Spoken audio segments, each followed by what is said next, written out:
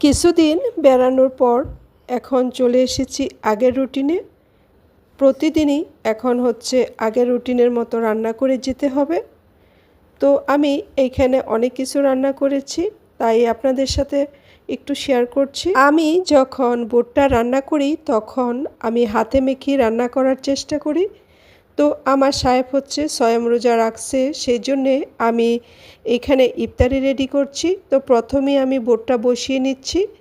তো আমি এখানে হচ্ছে হলুদ, মরিচ, ধনিয়া, তারপরে হচ্ছে এলাচি, দারচিনি, তেজপাতা এবং বেশ কিছু পেঁয়াজ দিয়ে, তেল দিয়ে, লবণ দিয়ে আমি হাতে মেখে বুটটাকে রান্না করে নিব। সবগুলো মশলা একসাথে দিয়ে তারপরে হাতে মেখে বুট রান্না করলে সেই বুটটা খেতে অনেক বেশি ভালো লাগে।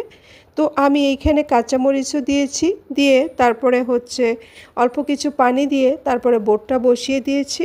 আর এই দিক দিয়ে সাহেবের জন্য ওটস রান্না করব, সেই জন্যে আমি প্রথমে দুধটা বসিয়ে দিয়েছি।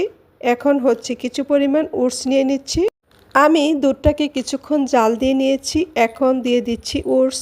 ওটসটাকে দিয়ে তারপরে আবার কিছুক্ষণ নেড়ে চেড়ে একটু পাতলা পাতলা থাকা অবস্থায় আমি নামিয়ে নেব ওটসটাকে। এদিক দিয়ে যে বুটটা বসিয়ে রেখেছিলাম সেই বুটের মধ্যে এখন দিয়ে দিলাম বেশ কিছু টমেটো। আমার ওটস রান্না হয়ে গিয়েছে। এখন আমি একটা সার্ভিং ডিশে ঢেলে তারপরে আমি হচ্ছে টেবিলে রেখে কিছুক্ষণ ঠান্ডা করে নিয়েছি।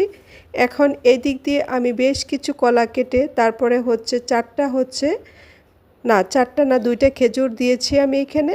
আমার সাহেবের জন্য মোটামুটি আমার ইফতারি রেডি করা শেষ। আমি ওটস করেছি এবং বুট করেছি, আর তেমন কিছুই সে খাবে না, এগুলো দিয়ে সে ইফতারিটা করবে।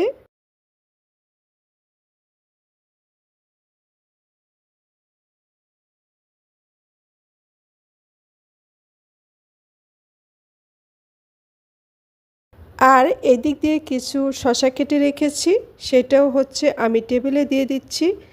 আর এদিক দিয়ে হচ্ছে আমি লেবু পানিটা বানিয়ে নিচ্ছি। এখানে কোনো চিনি দিব না, আমি শুধু লেবু দিব।